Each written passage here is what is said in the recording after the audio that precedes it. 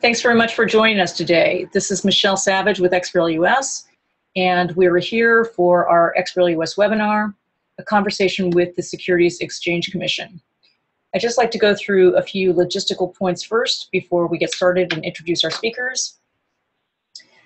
As we go through the presentation, if you have questions, you can click on the Q&A link at the top of your screen, and you can key in a question and submit it, and we'll take them potentially throughout the program and then definitely at the end of the program. For those of you who are interested in getting CPE credit, you can make sure that you respond to the questions that we will ask at 2 points during the presentation. We'll be asking 4 questions in total. Just make sure that you submit your responses and so that we get them recorded. And then we will be sure to get your certificate out to you sometime in the next couple of weeks. So with that, I'm going to turn to our presentation. And our agenda today is we're going to be talking about the status of the SEC XBRL program. We'll be covering some CPE questions. We will then cover some enhancements to the current program. We'll then talk about regulation, some regulatory changes that may be coming up, and then have some additional CPE questions. And now I'd like to introduce our speakers. We're very pleased to have with us today Mike Willis. Mike is Assistant Director in the Office of Structured Disclosure at the Division of Economic and Risk Analysis at the Securities and Exchange Commission. Just to give you a little bit of background on Mike, Mike has 30 years of accounting and auditing experience with PwC. He's also been very involved in the XBRL community and previously served as actually the founding chair of XBRL International. Mike is a frequent speaker, and he has been interviewed and also published in various publications, including Harvard Business Review, Financial Times, Business Week, Wall Street and Technology, FEI Magazine, CFO Magazine, the Journal of Accountancy, and also CIO Magazine. Mike today is going to be interviewed by one of our members, Gordon Ruckdeshel. Gordon is VP of Operations at Vintage, a division of PR Newswire. Gordon has 20 years experience in Edgar and financial services and mutual funds. He currently manages operations for Vintage, and previously he headed up Vintage's investment management, securitization, and structured finance account team. Before joining PR Newswire and Vintage, Gordon was Vice President of Marketing Technology in JP Morgan's Funds and Financial Intermediaries Division. So with that, I'm going to turn it over now to Gordon, who can get us started. Thank you very much, Michelle, and I wanted to thank XBRL US for hosting all of us today, and thank you to everyone online for listening in. And especially thank you to Mike for taking the time out to update us on where we're at with XBRL and where we're looking to head. So we've got a lot to cover today, so I'll jump into the first question.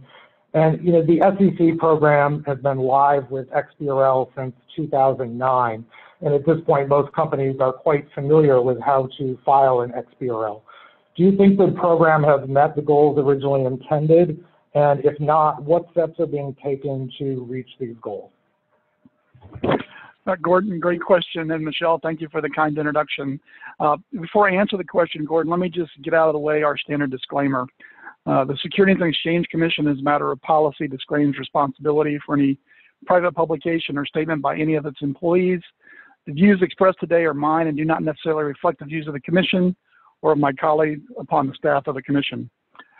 Gordon, for your question, just to remind folks, the original rule goals were to improve the usefulness of disclosures to investors so that consumers could download directly into spreadsheets, analyze in a variety of ways using commercial off-the-shelf software, and use within investment models and other software formats. That was the original goals.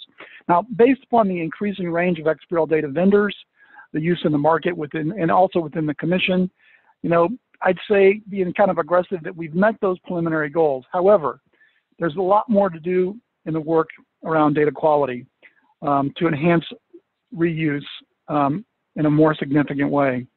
Now, data's quality is not a new issue. It's a very important one, but it's not new. and it's been a fact of life ever since I can remember. Back in the paper days, in the ASCII days, balance sheets didn't foot then, companies had missing disclosures, amounts didn't tie out. In fact, I was looking at a recently filed Fortune 200 company report just the other day that specifically stated that columns and rows would not foot due to rounding. So data quality has been with us for a long time, it's still with us, but that doesn't mean it's not something we shouldn't tackle. It's of increasing importance to the staff because of our increasing use of XBRL data. And as you know, we periodically communicate that to our filers. Everybody remembers the Dear CFO letters that spoke about the absence of the calculation link bases. And earlier this week, we actually published some more FAQs on calculation links. Those updates on the calculation links were really just additional commentary and addressing common questions that we got as a result of the Dear CFO letters. But I'd say stay tuned for more in that area. Now, something our listeners may not be aware of is that staff outreach to companies and vendors whose reports contain errors and omissions, and that would be XBRL errors and omissions. Now, that outreach may be via phone call, but it's a lot more frequent than some of our listeners may imagine. I guess folks are pretty much aware of the staff observations on data quality topics like negative values, extensions, completeness, and others that unfortunately we still see today in company reports. And I would say again, the listener should stay tuned for more on observation topics. Gordon, I hope that answers that question on SEC meeting the expectations. Great, thanks, Mike. One of the key questions that we do hear from public companies that have to file in the XBRL format is around who's actually using that data. Is the SEC using XBRL formatted data today? And if so, how is the SEC using that? Absolutely. The short answer there is yes, the staff is using the XBRL data, increasingly so. But as background, I would take you back to a June 2014 speech where Chair White clearly expressed the importance of data and empirical-based decision-making to the mission of the SEC. So her point was that data analytics is critical to what we do. And I think that may put in context the importance of XBRL data and data quality for enhancing the SEC's analytical capabilities. Now, there's a bunch of ways we use the XBRL data. One way is through economic analysis. When you're looking at data across all SEC companies, and I'll repeat that, all companies, not just the smallest, not just the largest, but all of them, there's really only one game in town, and that's the XBRL data. Some of the data aggregators look at the big companies, others look at the small companies, but the XBRL data is the only one to cover all the companies. Now, we also use XBRL disclosures and data for text analytics and sentiment analysis. The reason for that is that textual analytical engines are wildly more effective at analyzing the structured disclosures when they know what they're looking at versus attempting to consume and analyze an entire 500-page unstructured report. Now, I'm also aware of individuals in enforcement who use the XBRL structured disclosures to inform their activities. Now, one example was earlier this week, Andrew Seresny, the enforcement director, actually spoke about the CIRA dashboard, the Corporate Issuer Risk Assessment Dashboard, which is an evolving thing from the old accounting quality model that's pulling data from the Commission XBRL data source. Let me just quote what Andrew had to say.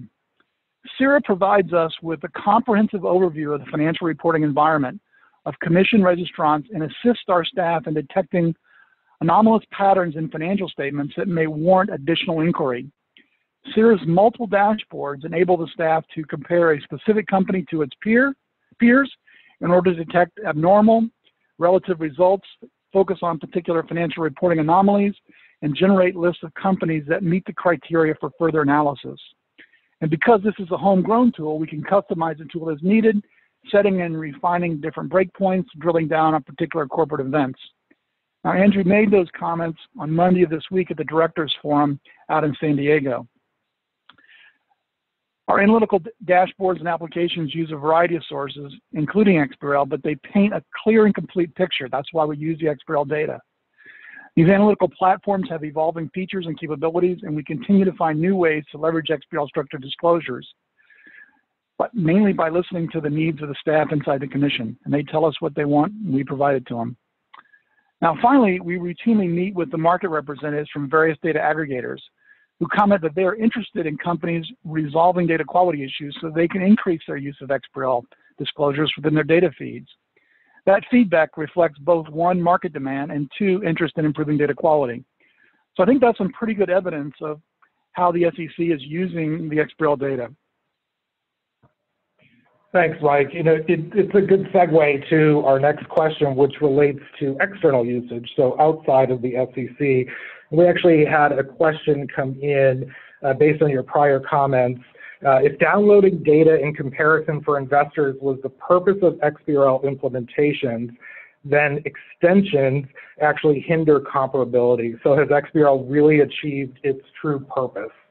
Maybe we could start with your thoughts on that and then move into the next question. Sure. I don't remember mentioning comparability across companies. I know that's an interpretation made by many people, but it's also a comparison across periods. When we look at companies, it's often we look at their explanations over time. We do compare them to peers, but we also compare them to peers who may be looking at specific disclosures. So it's not like we're trying to force everybody into a box. We did that with the financial data set. That didn't work out so well. So extensions are actually a way for companies to express their uniqueness, which often tells us a lot about them and a lot about the things that we should be looking for. Thanks, Mike. Okay. Yeah, and I think, so the next question kind of delves into that as well. So the SEC has been posting RSS feeds of XBRL data and is now posting downloadable XBRL data sets. Do you have evidence that people are using that data? And do you have any ideas about who is using the data and what they're doing with it? Yes. I think there's strong evidence of market use of the XBRL data. I think people know that we publish the financial data sets, we make it available via web service and RSS feeds, and we monitor the traffic on the site. The XBRL data feeds are in the top 4 of all traffic from the Commission website. Number 4, that's pretty useful evidence of the market demand for the XBRL data. You can also see that it's getting used based upon the increasing number and capabilities of the XBRL data vendors. You can also see what the analysts are doing with the XBRL data is they use it to create analytics based upon the disclosures that are deep in the footnotes of the companies. Common example of this is the unremitted foreign tax earnings. Buried deep in the footnotes, but in the XBRL world, it's very easily accessible and immediately available for analysis. Also, before I joined the Commission, I was aware that companies were implementing reporting benchmarking processes that use the XBRL data to provide management teams with insights on reporting disclosures of their peers and best practices companies. They use that capability as part of their drafting process. So it gets to the question earlier about comparability, but also the idea of looking at peers. And finally, last week, I was able to view a demo from a very large Fortune 200 public company who is using the XBRL data, the XBRL formulas, and the XBRL quality rules to enhance and automate the validation and quality checks for reported disclosures. In their mind, that freed up their reporting professionals to focus on reporting disclosures rather than the manual loading and manual validation and quality checks that's so often the case. Now, that particular company may be a useful example for others who are seeking to finally realize some of the process enhancements of supply chain standardization. Gordon, one other thought on the comparability idea. You know, valuation is a very subjective idea. It's not an objective idea. It's an opinion. And if you ask 2 analysts to look at one company, they often come up with different values, hence the marketplace. So I often use the idea of value, which is subjective, in the same way I think about love, another subjective idea. So why does my spouse allegedly love me? Hair color, eye color, blood type, height, weight? No, it's for those subjective things, those things that are unique. And that's where the extensions really come into play. It helps the analyst actually identify what's really unique about this company, and really it should be used in that context. So I just a little bit more color on that question earlier about comparability and extensions. Great, thanks, Mike. So we hear a lot about data quality issues in XBRL financial data. Could that be one of the reasons there isn't as much uptake as we might like? What's your perception of quality of XBRL data now, and how would you compare XBRL data to what's available from commercial providers? And what, if anything, is the SEC considering to improve the quality of the XBRL data? Great question. Let me just start off by saying that the quality of the XBRL data has room for improvement, no question about it. We're concerned about XBRL data quality, and we're using efforts like this webinar to improve the awareness of some of the quality issues. And that's really what's important and what filers can do to improve data quality. So here's some things we're doing. Some of these are historical, so I'll cover them quickly. In 2009, we started publishing observations. I mention that because we still see those same issues in company reports, the negative values, the unnecessary extension, scaling issues, etc. So while that's old news, it's actually still current news. Now, some of your listeners may also have noticed last September when we updated the rendering engine to enable the application of standardized rules as part of the process for EDGAR test filing and EDGAR filing. The updated rendering engine helps filers detect errors before submission, thereby helping to improve data quality. Those warning and error messages are intended to highlight scenarios where the disclosure structures are either inconsistent, inappropriate, or deserve attention prior to filing. So when filers come across those messages, they should pay attention and check out the structured disclosures that are being brought to their attention. We're also developing quality tools, including some open source tools that we think will be useful in helping preparers identify quality issues. We continue to study and evaluate company-specific extensions and their effect on the usability of structured disclosures. In 2014, we published an assessment that highlighted the use of custom extensions by filers of different sizes. And earlier this week, as I mentioned earlier, we published some FAQs on the calculation links, attempting to address some of the common questions we got as a result of the Dear CFO letters. In all, I'd say stay tuned for more on data quality topics and observations on extensions. Now, as I mentioned earlier, the staff reach out to company in cases where they become aware of XBRL errors. Companies are responsible for the quality of their reports, and it's probably not a great idea to rely on comment letters or calls from the SEC staff or even third-party vendors to identify the quality issues. So I'd say it's the company's responsibility, and there's some things they could do, which include paying attention to those observations, those extensions, and the other messages they're getting. Now, the SEC is also working with the FASB to enhance the US GAAP taxonomy in an effort to simplify the taxonomy and remove ambiguities in the taxonomy. We also periodically meet with data consumers and aggregators to better understand their data quality issues and what the impact is on their use and analysis of the structured disclosures. In general, the feedback we received from that group indicates that the Dear CFO letters were a very effective communications vehicle, and I would say stay tuned for more on that. Now, to get at your point about the differences, data aggregators have expressed their interest in more XBRL data that's high quality, but that's because they want to include it in their data feeds. Traditionally, the data aggregators have parsed the unstructured company reports, and that's resulted in data that's normalized, may not be exactly what the company reported. It's reflective of the fundamental data set, which may not include all the company disclosures, it's some. And as I mentioned earlier, it may not include all companies. Some aggregators look at the large companies, others look at the small. This one may be about everybody. Now, the feedback we get from the data aggregators, and they've been very clear about this, is that with enhanced data quality, they'd like to see that because they'd like to use the XBRL data as part of their data feeds. Now, they specifically cite inappropriate company-specific extensions as a primary problem inhibiting reuse. Now, we're aware of that, they're aware of that, and through this webinar today, we hope to make the filers more aware of that. We're also aware of market initiatives that are focused on that exact topic, such as the XBRL International Entity-Specific Disclosure Task Force that's looking at that specific topic. So there's some things that are going on there that we're doing. There's some other things I would like to mention on data quality that the listeners may not be aware of.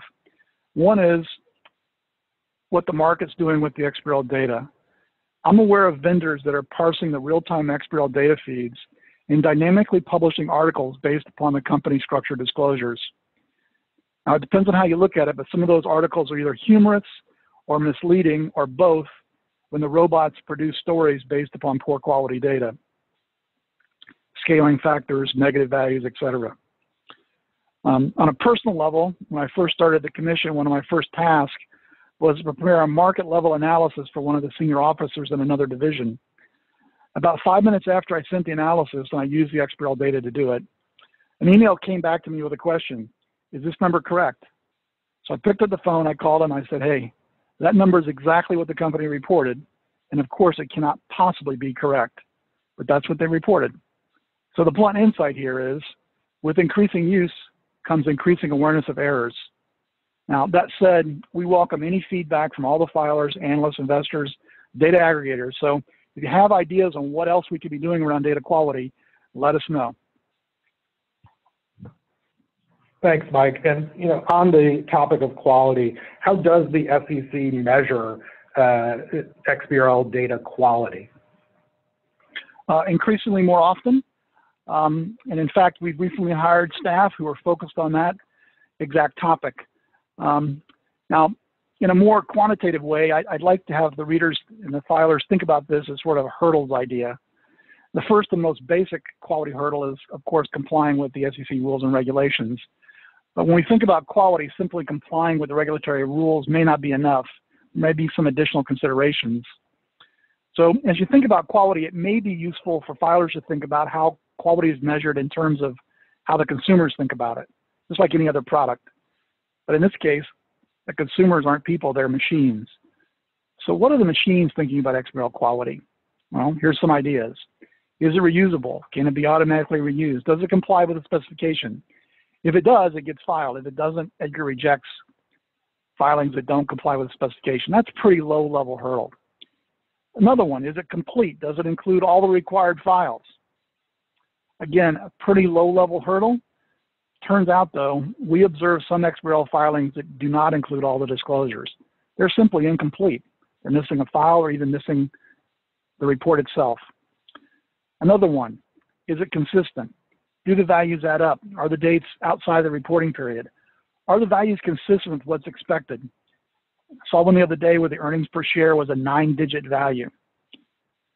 Another one, a little higher hurdle. Is it renderable? Are the rendering rules included with the content complete and consistent with the content? Now, I mentioned the rendering rules engine. That's a good example of us trying to highlight those types of errors for the filers. Another hurdle, is it clear? Is it unambiguous? Or do the company extensions provide a level of ambiguity or opacity that inhibit reuse? Are values improperly signed? And if I have a negative value for accounts payable, that could be a problem. Another hurdle, is it accurate? Does it reflect what the company's actually reported? Now, surprisingly, we see the same company reports filed period over period. Clearly not accurate and clearly not in line with the rule, but that's what we see. Is the element selection accurate? Are the dimensional modeling concepts appropriate? What does the customization in the access arena look like? Is it excessive? Is it aligned? Are they using the US GAAP concepts? Is the metadata accurate? Are the facts, numeric and or text properly scaled? Is the signing correct, etc.? Now, I think you get the idea here, but rule compliance and data quality are separate ideas, but they're related. You may comply with the rule, yet have data quality issues. Beyond how a machine may think about quality, quality is very subjective, and assessing requires judgment. And for that reason, we're constantly looking for additional quality assessments. So again, if your readers have some you think we should prioritize, let us know. Thanks, Mike. We're going to jump over to Michelle in a minute for some CPE questions, but one quick question. We've had a couple of different questions come in about IFRS and if it's included, and I believe there's currently no taxonomy. Do you have any update on where we stand with IFRS and XBRL? Yes. Right now there's a no action letter for IFRS filers. That's where it stands. We are monitoring the IASB's IFRS taxonomy efforts, and I have personally attended those meetings, and I'm very interested in how that progresses. Thanks, Mike. And Michelle, turning it over to you. Great, thanks very much, Gordon. We're going to go to our first CPE question. And while we're bringing that up, I just want to mention that we do have a lot of questions coming in, which is great. If we're unable to get to your question, we will respond to it later on. So let's take our first CPE question here, and you can see it on the screen. How long has the SEC required public companies to file in XBRL format? So just click on the relevant button. Has it been since 2009, since 2005, or since 2012? So how long has the SEC required public companies to file in XBRL? And I'm going to give everybody about a minute to respond to this. We're going to try to go as quickly as we can since we have a lot of questions and a lot more to cover.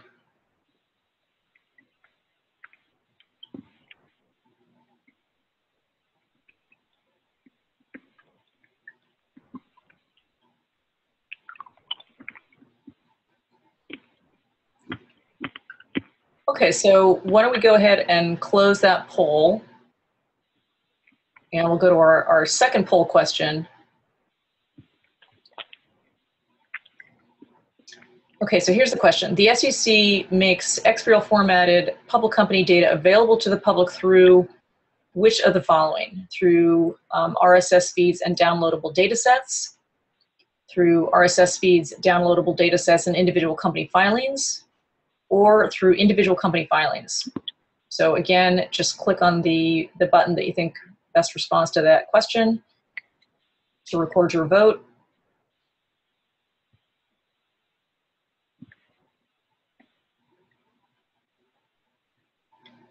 And then we'll close out this poll in just a minute.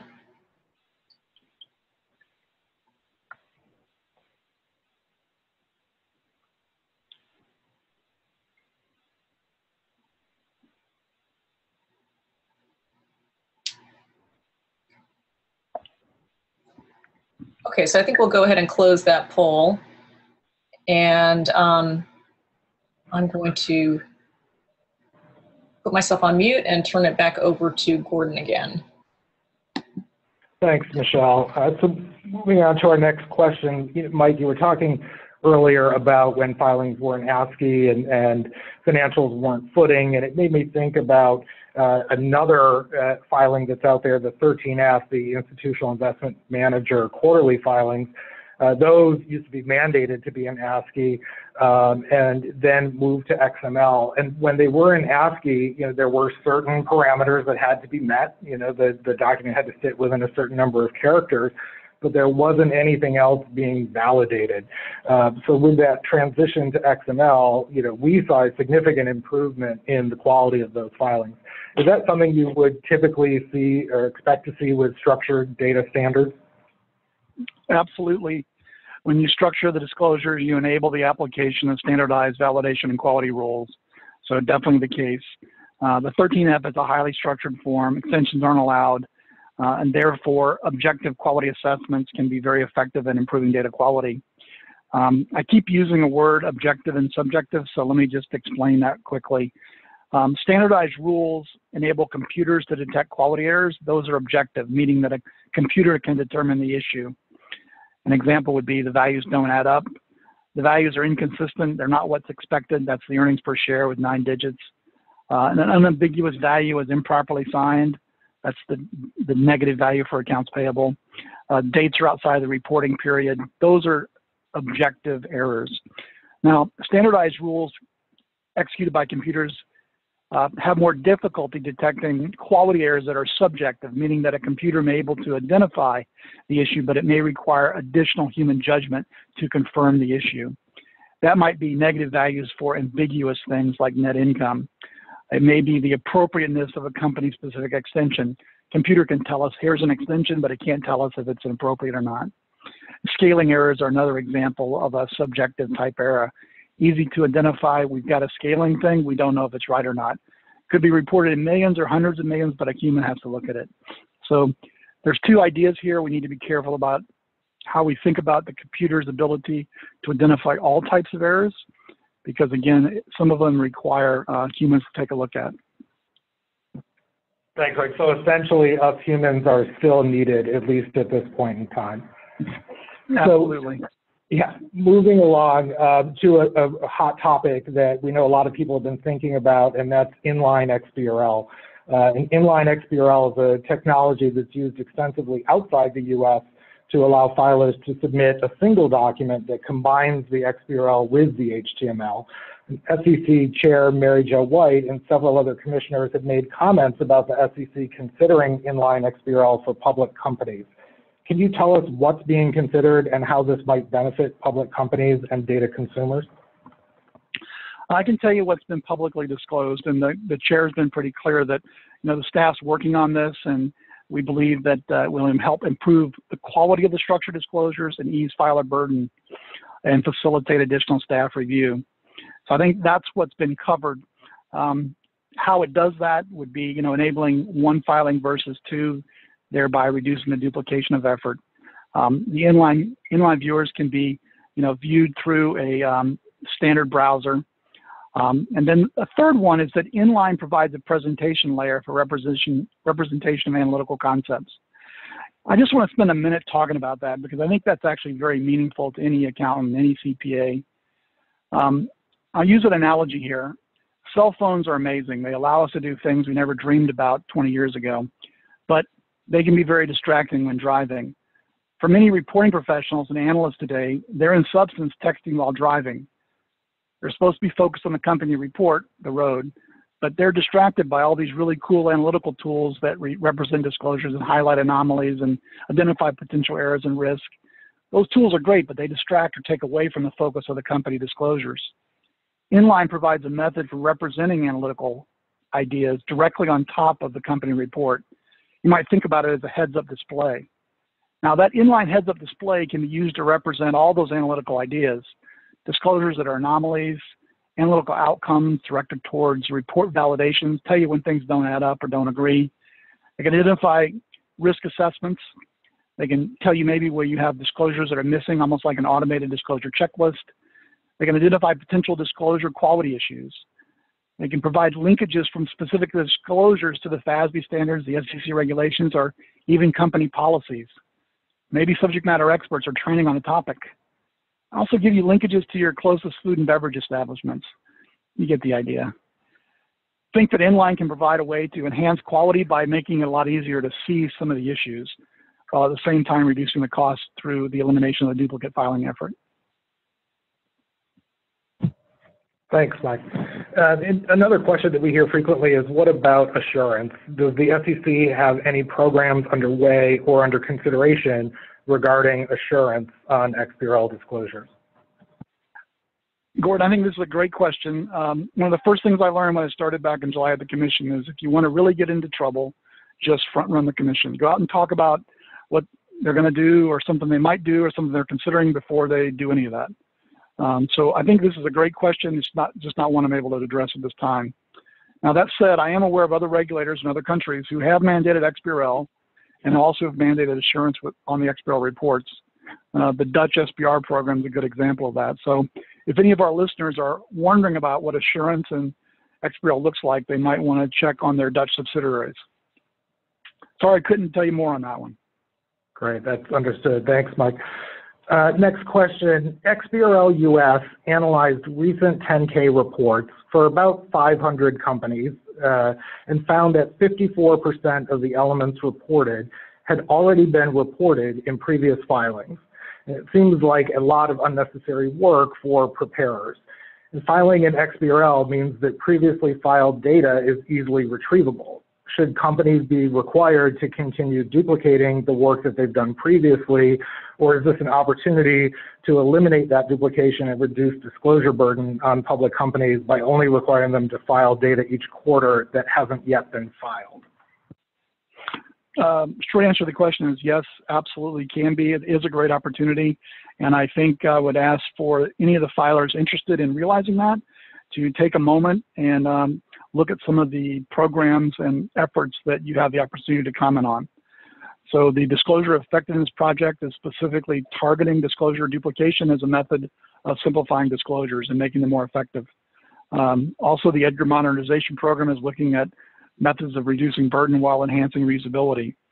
So those programs provide any of the filers on the call today, and any of the firms, anybody, an opportunity to weigh in on exactly this type of issue.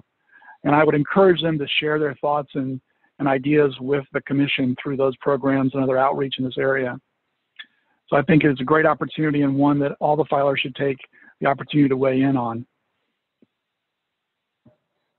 Thanks, Mike. Another question based on the XBRL US work. This one's a bit lengthy. XBRL US conducted a study looking at how public companies report to multiple government agencies. The study, which looked at company submissions by United Technologies to 6 different government agencies, Bureau of Economic Analysis, Census Bureau, Equal Employment Opportunity Commission, Department of Labor, Federal Reserve, and the SEC, and they found that a significant amount of duplication in the data was required by different agencies, but that each agency has its own requirements in terms of timing and format for the data needed.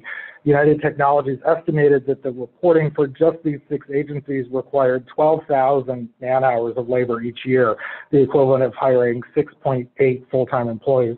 Wouldn't it make sense for government agencies to coordinate their reporting needs and request that all data be in XBRL format? And would that help to improve the consistency of reporting and reduce the burden of corporate reporting? Yes, absolutely will and should and can. So as I mentioned earlier, the Disclosure Effectiveness Program is a good example of how the filers can weigh in on that, and I would encourage them to do so. I'd also look for specific rules and provide comments that also provide the opportunity to identify duplicate disclosures and opportunities to streamline reporting. So I mentioned the Dutch SBR program. That's exactly what they've accomplished over there. Here in the States is the FFIEC Central Data Repository program that they implemented in 2006. The things that you outlined, Gordon, is exactly what they achieved. They even wrote a white paper on it called Improved Business Process Through XBRL, a use case for business reporting. They had some pretty phenomenal results, including improved data quality. Their compliance went from 66 to 95% upon implementation. Speed at which companies were able to file, greater efficiency and greater analytical capabilities. So I think that's probably a great example of exactly what you're talking about, and an opportunity for some of the filers to weigh in on some of the programs that the Commission has underway today. Thanks, Mike, and that's a nice segue into our next topic on regulation, because you've been talking a bit about the Disclosure Effectiveness Initiative. I've got a 2-parter here, and I'll ask the first part of the question. Turning to the rulemaking, wanted to get your thoughts on some recent proposals. Can you talk to us about the SEC's Disclosure Effectiveness Initiative? What are the key elements of the initiative, and what is the Commission's process for moving that forward? Sure. Maybe a little bit of backdrop here that I certainly wasn't aware of before I joined the Commission, but I'd like to share this insight. In the last 18 months, the Commission has adopted or proposed 10 rules that include structured disclosures. Now that includes both XBRL and XML and some other relevant structured formats.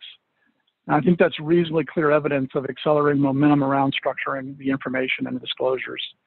It's also one of the reasons for the recent rebranding of the Office of Interactive Data to the Office of Structured Disclosures, because it covers a broader set of disclosures, not just the financial statement disclosures, but a wide range of corporate disclosures and other information that should be structured for reuse. Now, back to your question, the Division of Corporate Finance is reviewing the disclosure requirements in Reg SK and SX, and is considering ways to improve the disclosure regime for both companies and investors. Corporate Finance welcomes input and comment on how to improve disclosure and make it more effective. The Disclosure Effectiveness page on sec.gov provides more information, including on how to submit comments on the Disclosure Effectiveness Initiative. And as I mentioned earlier, I really encourage folks on the phone to consider commenting on those efforts. One of my insights in joining the Commission, I used to think that no one read comment letters. And I have exactly the opposite view today. Everyone reads them. Everyone reads them, and you would be amazed at the visibility that some of those comments get in terms of the rulemaking process. So I really would encourage the filers and anybody else on the call to comment to the extent that they feel they can. Thanks, Mike. And so the second part, follow up on that question, there was recently an SEC request for comment on a rule proposal related to that disclosure effectiveness initiative on disclosures about entities other than registrants. And I believe that relates to acquisitions less than 50% owners. Can you tell us how structured data factors into that proposal? I think it relates to how you go about analyzing those and some of the off-balance sheet ideas. Haven't taken a really close look at that, but I think being able to look kind of beyond the bound is maybe the idea there. And again, that's an area for the filers to comment on. Great. And one other rule proposal on the executive compensation data, and that proposal also references XBRL? Yeah, there's two actually in the executive comp area. In April, there was one on executive comp. That's what they call pay versus performance. And that was for registrants to disclose in a structured format the information relative to the relationship between executive comp and the financial performance of the registrant. It calls for that disclosure to be in XBRL, and it would require the registrants to tag separately the values disclosed in the required table and to separately block text tag the disclosures of the relationship among the measures. The footnote disclosures of deductions and additions used to determine executive comp actually paid, and the footnote disclosures regarding the vesting date valuation assumptions. So not dissimilar from how companies are currently tagging their footnotes in terms of different levels of structuring. Just to highlight that that proposal does not apply to foreign private issuers or emerging growth companies. In July, the Commission also proposed rules on the listing standards for the recovery of erroneously awarded compensation. And that included the clawback provisions for incentive compensation paid prior to a restatement. Now that proposal calls for the required disclosures that will be provided also in the interactive data format using XBRL and block text tagging. I think as everybody knows that the structuring of those disclosures should lower the cost to investors for collecting and analyzing that information so that they can come to decisions more quickly and efficiently.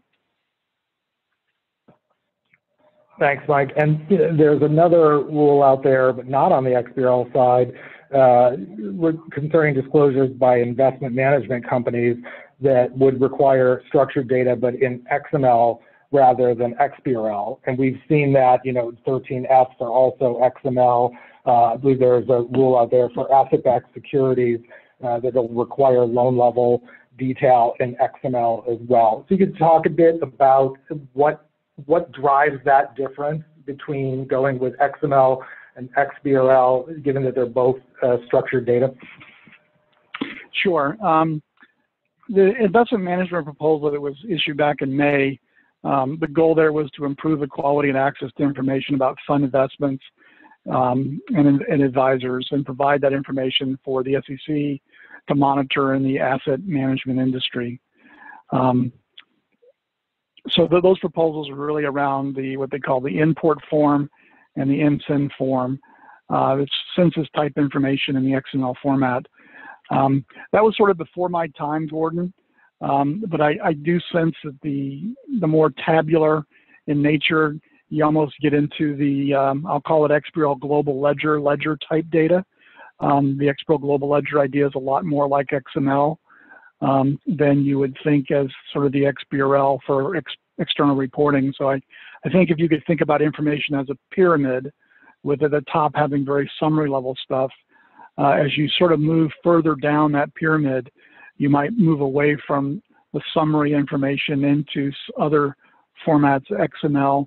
And then as you get down to the transaction level, where you saw with the swap data repository proposed rule right before the holidays, we're actually using the FIX and FPML, which are industry-based transactional standards for that proposed rule. So do you think, Mike, that we should expect to see a mix of structured data formats going forward? Short answer there is yes, because it depends on the nature of the information, and we'll try to use the structure that has the lowest impact and the highest effectiveness for the particular application.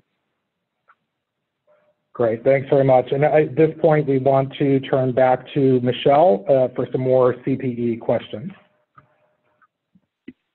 Great, thanks very much, Gordon and Mike. Yeah, we're going to go to our next CPE question. And as I said, we have gotten a lot of questions, and some of them we haven't been able to answer. But we'll be able to ask a few more questions after this. But if we have not answered your question, we'll try to email you and let you know. Also, one question I've gotten from a couple of people is, will the recording be shared? Yes, we will be sending out a link to the replay tomorrow so that everyone will have that as well. Okay, so the next question, the next poll question is Inline XBRL. This is an enhancement to XBRL that allows filers to submit a single document combining which of the following? Combining XBRL and HTML, XML and HTML, or XBRL and text.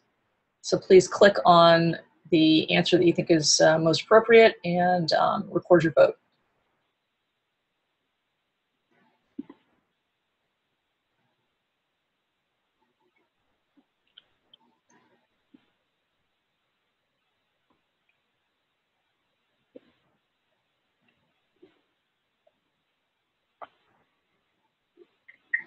I'll just give people a minute to respond to that.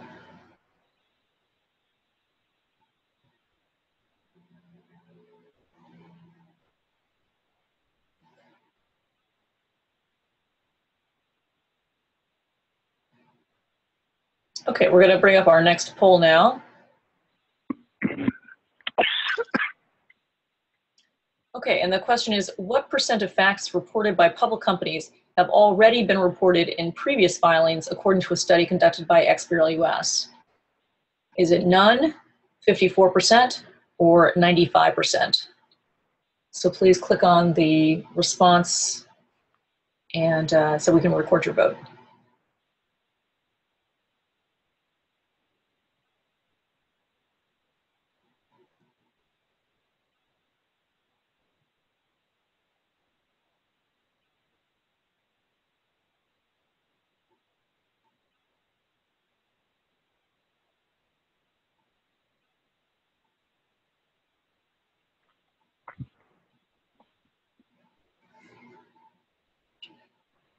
Okay, so we'll be closing this poll in just a minute here, so make sure that you record your vote.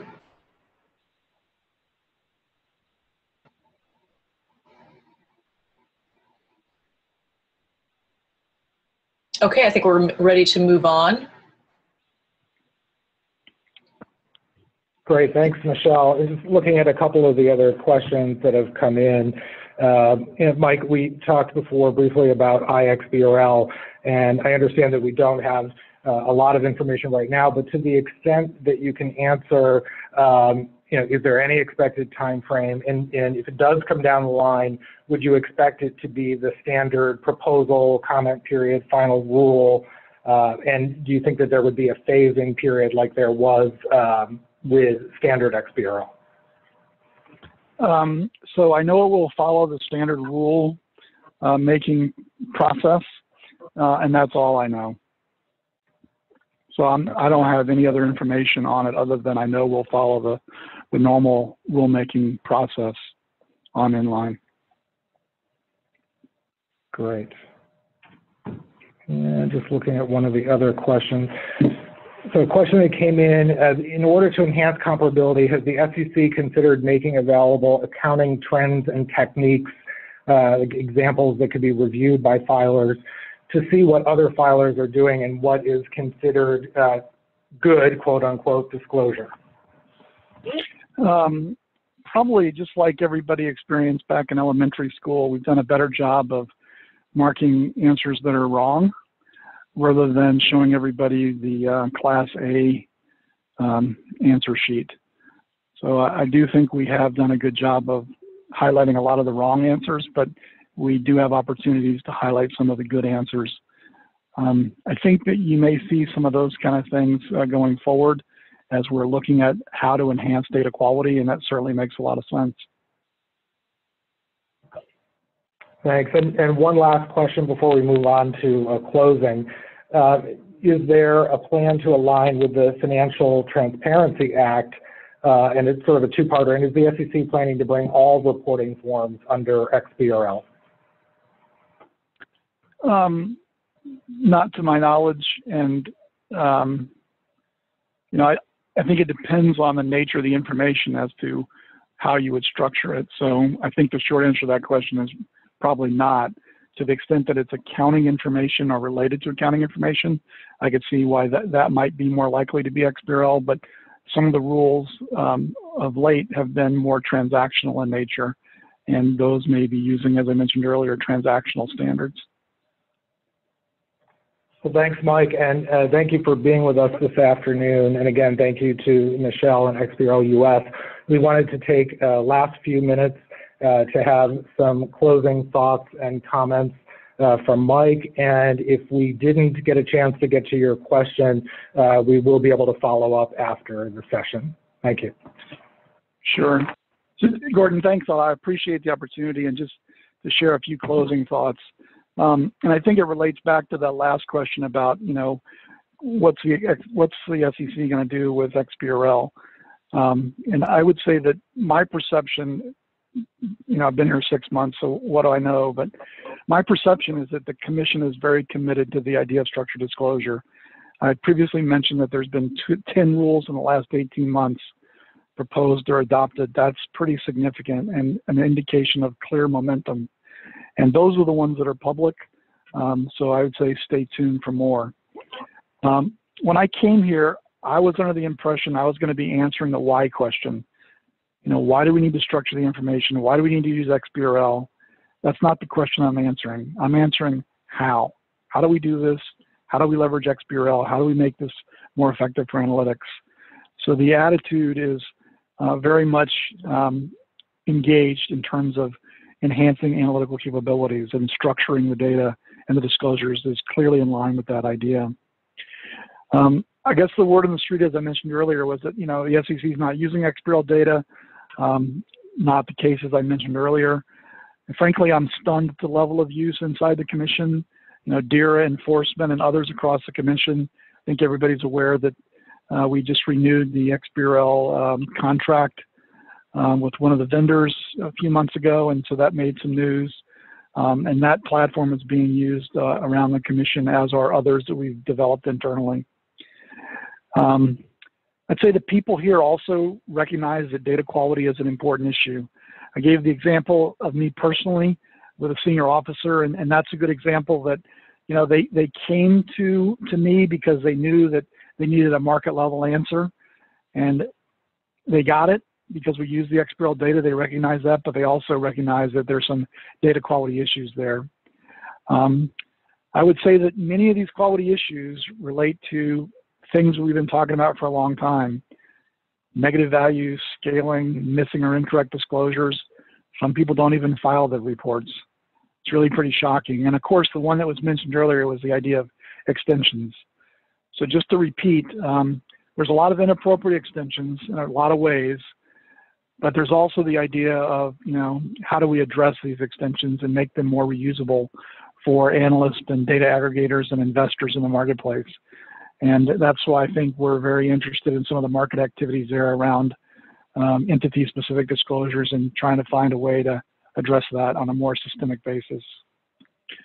I mentioned this earlier, I just want to repeat it, that I used to think that really comment letters were just sort of for the bin. Not the case. The Commission, the staff really pay attention to comment letters, to emails, to tips, and they really do pay attention to those.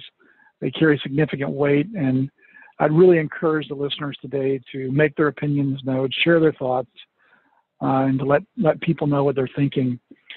I have to tell you that as a result of those FAQs that were posted just earlier this week, there was some chatter that came through the mail that actually got everybody in my group talking. An idea came floating through, and pretty much everybody glommed onto it and said, you know what, that's a really good idea, we ought to do it. So even just today, that means a lot. So this is a supply chain. People are interested in what each other have to say, especially when it's something that would benefit everyone. So if you haven't had a chance to make your thoughts known, I'd say really encourage you to do that. Michelle, Gordon, I really appreciate the opportunity to address the group and to share some thoughts and answer some questions. And I'm available in the future to do that again if anybody would like to do so. So greatly appreciate the opportunity and everybody's efforts, and thank you for the time today. Thanks very much, Mike, for speaking with all of us. And I just want to turn it over to Michelle for some final notes and upcoming webinars. Great, thanks very much, Gordon, and thanks very much, Mike. And I appreciate everyone joining the call today. We had a good group. I wanted to let you know about some upcoming events that we have next week. We have a program on improving surety processing, underwriting process with standards, which may be a little bit different than our typical. This is something that would be of interest to software and tool providers, also to contractors and to insurance companies that are involved in this industry. So this is another area where XBRL is expanding. We have a taxonomy under review right now for surety underwriting processing. So please join us February 3rd. And then on February 10th, we have another program that's more specific to public company filing. And this is on analyzing public company financials. We're going to be presenting a couple of applications, mobile apps and other tools that can be used today that are consuming XBRL data. And these are free applications. And we're really just encouraging people to use them, test them out, let us know what you think. And so you can find those events by visiting our website at the URL that you see posted on the screen. And again, thank you for joining. If your question was not answered, we will do our best to go back through those questions and respond to them. If you keyed in an anonymous viewer, unfortunately, we won't be able to get your email address for that. So if it's a question that you really want an answer to, send me an email directly. But thanks very much, and we'll have more programs going forward. Thank you.